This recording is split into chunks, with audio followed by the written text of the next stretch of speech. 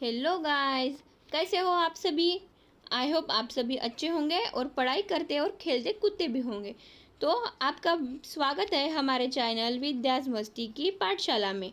हम इस video lecture से चालू करने वाले हैं आपका स्टैंडर्ड 6 का महाराष्ट्र स्टेट बोर्ड का हिस्ट्री एंड सिविक्स की वीडियो लेक्चर सीरीज़।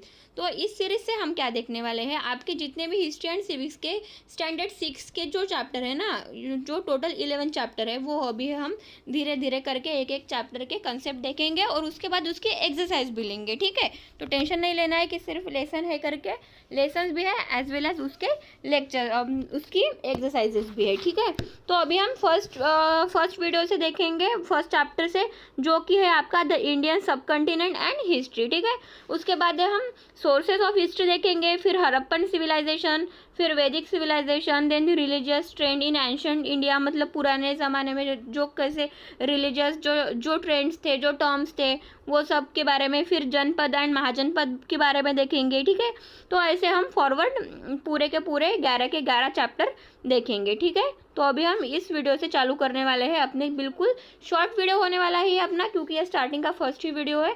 तो फर्स्ट वीडियो का फर्स्ट चैप्टर ही देखेंगे अभी। ठीक है, तो फर्स्ट चैप्टर का नाम है अपना द इंडियन सब कंटिनेंट एंड हिस्ट्री। मतलब क्या, जो अपना इंडिया है ना, ठीक है, जो ऐसे इंडिया है, अभी यहाँ पे ऐसे निकलेगा नहीं ठीक ठाक से। ठीक है, ठीक है, ये इधर साइड ये ज़्यादा बड़ा होगा, इतना नहीं रहता। ठीक है, तो आई होप आपको सबको इंडिया का मैप पता ही होगा।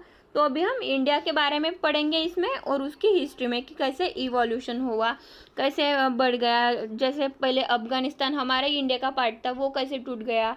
फिर अब पाकिस्तान भी था, इधर से बांग्लादेश, म्यांमार भी अपना पार्ट था। तो ये अलग अलग कैसे टूट गए, ये सभी हम आगे आगे बढ़ते जाएंगे, वो वैसे देखेंगे। ठीक है बच्चों, तो चालू करते हैं। देखो अपने अपने लेसन का इंडेक्स क्या है, देखो the geographical condition and the courses of history, then geographical features of India, and then the Indian subcontinent के बारे में पढ़ेंगे। ठीक है, तो चालू करते हैं जियोग्राफिकल कंडीशंस एंड हिस्ट्री। मतलब जियोग्राफी और हिस्ट्री कैसे एक दूसरे से कनेक्टेड है, वो उन्होंने शॉर्ट में बताया है। ठीक है, देखो क्या बोलते हैं, in the 5th standard we saw at some, मेरे साथ साथ पढ़ते चलो बच्चों, ये at some length that there is a close relationship between man and his environment। मतलब क्या बोल रहे हैं कि कोई भी आदमी किसी भी एनवायरनमेंट में रहता है, मतलब मान लो कि कोई महाराष्ट्र है तो कोई पुणे में रहता है। ठीक है, और कोई है एक कोई मान लो कि कोई विलेज में रहता है। ठीक है, कोई भी विलेज पकड़ लो, तो यहाँ पे जो बच्चा है उसका एनवायरनमेंट थोड़ा अलग रहेगा, और एज कम्पेयर टू जो भी बच्चा है विलेज में उससे। तो ये क्या बता रहा है कि ये सभी हमने 5th स्टैंडर्ड में पढ़ लिया है already. We saw how the changes in the lifestyle of the early man and his technology were related to the changes in his surrounding. मतलब ये क्या बोल रहे हैं कि देखो अभी हमने ये भी पढ़ा है थोड़ा सा, अभी तो हम ब्रीफ में आगे आगे पढ़ते जाएंगे कि जो पहले एंशियंट टाइम्स में जो मैन था एग्जैक्टली हमारे जैसा था क्या, नहीं, तो वो तो चिंपांजी जैसा था, राइट, याद करो। तो उसमें ये कोई पुराने ज़माने का आदमी है, और ये कोई इस ज़माने की। ठीक है, ओके। सो इसमें बहुत ज़्यादा डिफरेंस है। अभी हमने ऐसे डायग्रामेटिकल तो ऐसे नहीं शो कर सकते, लेकिन आप याद करो पहले पुराने ज़माने में कैसे थे, तो उसमें और अभी इस वाले मैन में डिफरेंट चेंजेस है। तो वो कैसे हो गए, उसकी सराउंडिंग में भी चेंजेस हो गए, राइट। तो अभी हमारे सराउंडिंग में क्या है, बड़ी बड़ी बिल्डिंग्स है, कार है, सब टेक्नोलॉजी है। तब क्या था, तब सिर्फ पेड़ थे, जंगल थे, उसमें वो घूमते रहते थे, झूम टाइप की खेती करते थे, राइट। तो डिफरेंस था। अभी हम क्या खाते हैं, अभी हम बढ़िया से KFC खाते हैं, बर्गर, पिज्ज़ा और नूडल्स। तब क्या खाते थे, तब जो जंगल में मिलता है, या फिर क्या बोलते हैं, नॉन वेज ही खाते थे तब। ठीक है, तब उतना नहीं था KFC वगैरह डेवलप, पिज़्ज़ा वगैरह तो था ही नहीं। तो ये जो चेंजेस है ये कैसे हुए, ये अभी हम आगे बढ़ेंगे। ठीक है, we also review the history of human civilization from the stone age. मतलब जो स्टोन एज था, मतलब सबसे पुराना काल, तब से हम आगे आगे अभी हम इवोल्यूशन देखेंगे, ठीक है। Agricultural civilization that flourished on the banks of the river. तो पहले एग्रीकल्चर थी क्या? नहीं, वो सिर्फ इधर उधर घूमते थे, ठीक है। और क्या, जैसे उनको जो भी कुछ पशु मिल गया उसको वो मार के खाते थे, ठीक है। तो फिर डेवलप हो गया, आगे आगे बढ़ते गए और फिर एग्रीकल्चर उन्होंने डेवलप कर दी, ठीक है। तो फिर गेहूँ, बार्ली, वीट, राइस वगैरह वो फिर उन्होंने उसका क्या किया? एग्रीकल्चर किया। एग्रीकल्चर में वो उन्होंने बोए, फिर उसका बनाया फूड और वो खाए, ठीक है। Then history is a coherent account on the significance past events in the progress of human culture. मतलब किसी भी ह्यूमन कल्चर को कैसे डेवलप किया, आगे कैसे बढ़ते गए, ये सब जानने के लिए हिस्ट्री बहुत ही ज़्यादा इम्पोर्टेंट सब्जेक्ट है, क्योंकि हम हिस्ट्री से फाइंड आउट कर सकते हैं कि किसका डेवलपमेंट कैसे हुआ। देखो, time, place, society and individuals are the 4 major pillars of the history. मतलब किसी भी चीज़ की हिस्ट्री जाननी है तो कौन से इंपॉर्टेंट फैक्टर्स है? टाइम, मतलब हम किस टाइम की स्टडी कर रहे हैं। देन प्लेस, कौन से प्लेस की हम स्टडी कर रहे हैं, मतलब हम इंडिया की स्टडी कर रहे हैं या अमेरिका की, ऑब्वियसली एनवायरनमेंट भी चेंज होगा।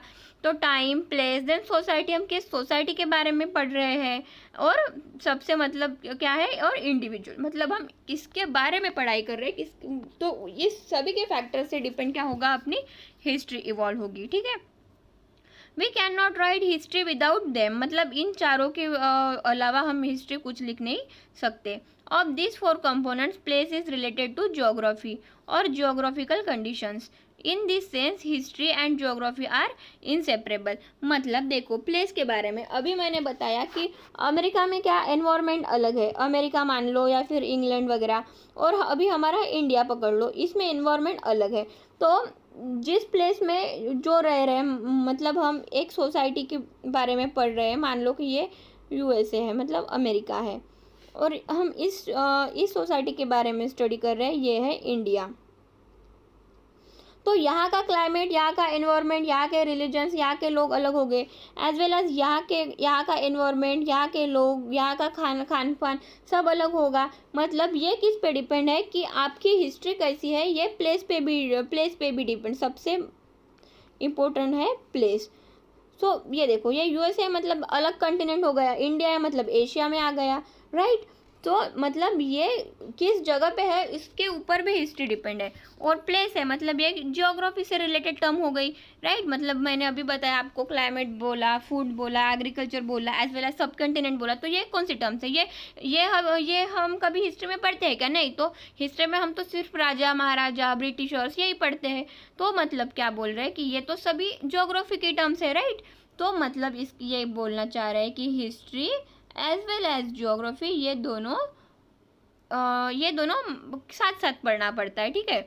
मतलब एक ही क्या बोलते हैं, एक ही सेंस में आते हैं वो दोनों, ठीक है। तो ऐसे बोला है उन्होंने, ज़्यादा कुछ दिया नहीं है।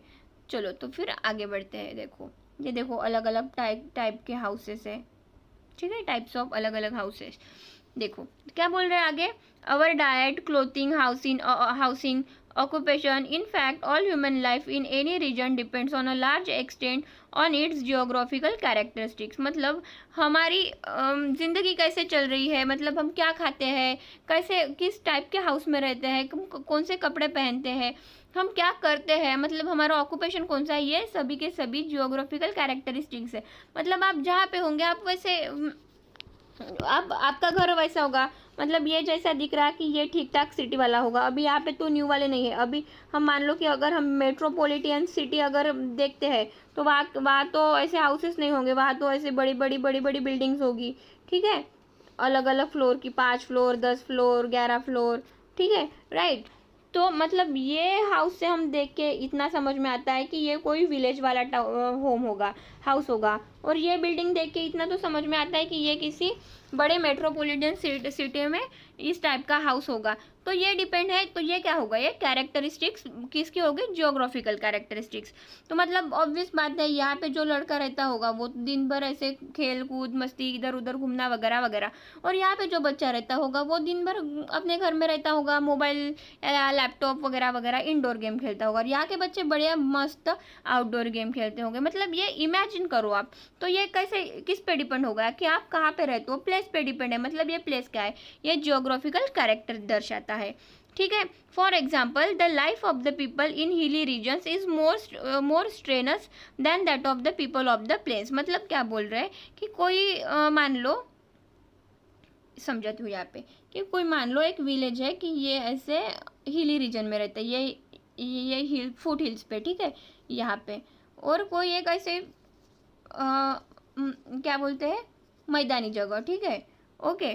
सो इजीली यहाँ पे पेड़ इजीली होंगे, देन एग्रीकल्चर यहाँ पे इजीली होगा। लेकिन ये यहाँ पे हो सकता है क्या, इस वाले पार्ट में इजीली हो सकता है क्या, नहीं। तो यहाँ पे खेती करना या फिर टी प्लांटेशन वगैरह ये बहुत हार्ड चीज़ है, बहुत डिफिकल्ट है। यहाँ पे इजीली वाटर अवेलेबल रहेगा क्या, नहीं। तो यहाँ पे तो ऐसे मान लो कि ये कोई एक यहाँ से ऐसे रिवर पास हो रहे, तो हम इजीली यहाँ से पाइप डाल देंगे, पाइप से फिर खेती में पानी, फिर पानी से यहाँ पे जल्दी एग्रीकल्चर बन जाएगा।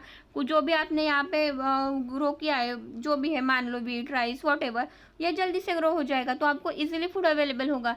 एज़ कम्पेयर टू ये नदी से ऊपर पानी चढ़ जाएगा क्या, नहीं। तो हमको ये सब करना पड़ेगा, इंजन लगाना पड़ेगा, मोटर लगाना पड़ेगा, अलग से पाइप वगैरह, बहुत सारे झंझट की बातें हैं, ठीक है। या फिर ऊपर से जब रेन आएगी तब जो मिलेगा बस वही वाटर। तो ये बोल रहे हैं कि ये देखो, ये जो हिली एरिया पे रहते हैं उससे मतलब कंपैरिजन में प्लेन वाले जगह पे, फर्टाइल वाले या लैंड पे, देखो फर्टाइल वाले लैंड पे इजीली अवेलेबल मिलता है सब कुछ, ठीक है। तो ये किस पे डिपेंड है, ये जियोग्राफिकल टर्म्स हो गई, right. Okay, then that is why grains and vegetables are scarce in hilly areas. मतलब वहाँ पे एग्रीकल्चर अच्छे से नहीं होती, इसलिए हिली एरिया में स्कार्सिटी रहती है वेजिटेबल्स की, मतलब कमतरता रहती है, ठीक है।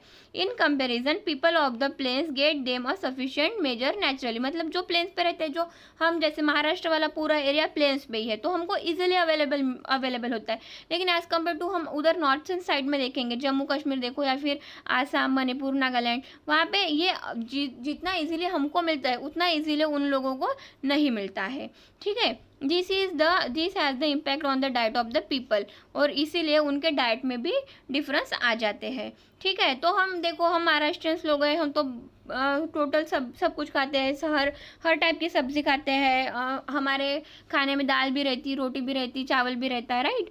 एज वेल एज स्वीट में पूरन पोली तो हमारी यहाँ की फेमस है। लेकिन जैसे आप दूसरे स्टेट में जाओगे, जैसे मान लो कि पश्चिम बंगाल ले लो, तो वहाँ पे ज़्यादातर क्या खाते हैं, वहाँ पे सी वगैरह उनको लग के है, कोस्टल एरियाज वहाँ पे ज़्यादा है, तो वहाँ पे क्या खाएंगे, वो फिश और राइस खाएंगे, राइट। तो उनका मतलब ये कॉमन रोज़ की चीज़ है, फिश और राइस। तो ऐसे क्या, ये देखो आप कंपेयर करो तो डाइट में भी चेंज आता है, ठीक है। जैसे आप साउथ इंडिया में कंसिडर करोगे तो वो ज़्यादातर इडली या डोसा ही खाते हैं, तो ऐसे चेंज आता है, ऐसे कंपेयर करना है, ठीक है। In hilly regions people depend more on the hunting and gathering for their food. मतलब जो अभी तो नहीं करते, लेकिन जो पहले ज़माने के थे तो वो ज़्यादातर हंटिंग एंड गैदरिंग करते थे, मतलब शिकार करते थे और फिर उसको मार के खाते थे। तो ये सब चीज़ किस पे डिपेंड है, जियोग्राफिकल लोकेशन, मतलब आप कौन से जियोग्राफिकल जगह पे रहते हैं इस पे डिपेंड है, ठीक है। देन क्या बोलते हैं आगे देखो, the climate, rainfall, agriculture procedure, flora and fauna of the region where we live are the sources of our livelihood. मतलब हम कहाँ पे रहते हैं, हमारी टोटल दिनचर्या कैसी होगी, या किस पर डिपेंड है कि आप किस जगह पे रहते हो, वहाँ का क्लाइमेट कैसे है। मतलब बहुत ठंड है, जैसे लाइक अगर हमने जम्मू कश्मीर कंसिडर कर लिया तो बहुत ही ठंड है, लेकिन हमारे महाराष्ट्र में ठीक है, ज़्यादा गर्मी भी नहीं है, ज़्यादा ठंडी भी नहीं है, ठीक है। वैसे ही हम अगर निचले साउथ इंडिया में जाएंगे तो वहाँ पे ज़्यादा गर्मी है as compare to Maharashtra, right. और रेनफॉल की अगर हम बात करते हैं तो महाराष्ट्र में ठीक ठाक रेनफॉल पड़ती है, लेकिन राजस्थान में तो है ही नहीं। तो ये सब उस पर भी डिपेंड है कि क्लाइमेट क्या है, रेनफॉल कैसा है, और उस पर डिपेंड एग्रीकल्चर है। एग्रीकल्चर पे डिपेंड है कि वहाँ का फ्लोरा एंड फोना कैसा रहेगा, मतलब वहाँ पे कि कौन से टाइप के पेड़ रहेंगे वगैरह, ठीक है। तो ये सभी चीज़ें जियोग्राफिकल कैरेक्टरिस्टिक्स किसी जगह की हिस्ट्री को देखने के लिए काम में आती है, ये बताया उन्होंने, ठीक है। The lifestyle and culture of regions develop with their support. और फिर इन सभी चीज़ें से कल्चर भी डिपेंड होगा कि हमारे यहाँ की औरतें ज़्यादातर अमूमन साड़ी पहनती है, ठीक है, साड़ी। लेकिन राजस्थान की औरतें क्या पहनती है, वो स्कर्ट एंड चोली एंड ओढ़नी चुन्नी वगैरह वो वगैरह रहता है, ठीक है। आरजे करती मतलब राजस्थान, ठीक है, समझ में आ जाएगा आपको। तो मतलब क्या है, आप किस जगह पे है, वहाँ का क्लाइमेट कैसे है, उस पर भी डिपेंड है कि आपकी कल्चर कैसा होगा, ठीक है। Right, then human settlement have flourished wherever the means of life is plentiful. मतलब कोई भी गांव, कोई भी टाउन कहाँ पे बस जाएगा, जहाँ पे ये सभी चीज़ें इजीली अवेलेबल होती है। आप राजस्थान में जाना पसंद करोगे या फिर ठीक ठाक, अभी जहाँ पे महाराष्ट्र में, तो आपको महाराष्ट्र में सभी चीज़ मिल रही है, तो आपको महाराष्ट्र अच्छा लगेगा कंपेयर टू राजस्थान का वो थार वाला डेजर्ट वाला एरिया, राइट। तो ये सब जिस जगह पे, ये देखो, ये एज कंपेयर टू इससे और इससे कंपेयर में ये जगह अच्छी दिख रही है, तो हम लोग या इस जगह पे जाना पसंद करेंगे क्या, नहीं, तो हम इस जगह पे जाना पसंद करेंगे, राइट। तो ये बस वही बोल रहे हैं। Over a period of time this settlements develop further into village and town. फिर यहाँ पे हम मान लो कि हम लोग पहले 5 लोग चले गए, तो फिर बाकी लोगों को पता चल गया, अरे ये तो यहाँ पे सेटल होगा, यहाँ पे तो जगह बढ़िया है, तो फिर और 10 लोग आएंगे, फिर और पीछे से 100 लोग आएंगे और 1000 लोग, तो फिर धीरे धीरे क्या बन जाएगा, वो विलेज का कन्वर्शन टाउन में हो जाएगा। But sometimes regions like a degradation of the environment, drought, invasion, etc. lead to the scarcity of those means and people are forced to leave their settlements।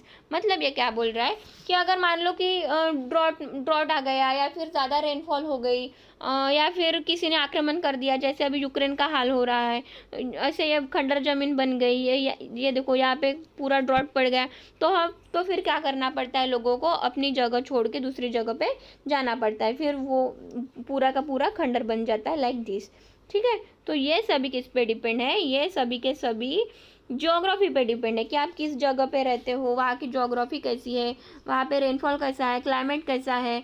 तो इस सभी के सभी कैरेक्टरिस्टिक्स पे डिपेंड होगी कि उस जगह की हिस्ट्री कैसी है, ठीक है। तो ये सभी चीज़ पढ़ के हमको पता चल सकता है कि कोई भी हिस्ट्री का डेवलपमेंट कैसे होगा। तो आई होप बच्चों आपको या इतनी कंसेप्ट फर्स्ट चैप्टर की समझ में आ गई होंगी अच्छे से। अगर आपको अच्छे से समझ में आ गई तो हमारे चैनल को लाइक कीजिए, आपके फ्रेंड्स के साथ शेयर कीजिए, एज वेल एज हमारे चैनल को सब्सक्राइब कीजिए। थैंक यू बच्चों, मिलेंगे हम नेक्स्ट वीडियो में। Bye bye, stay tuned.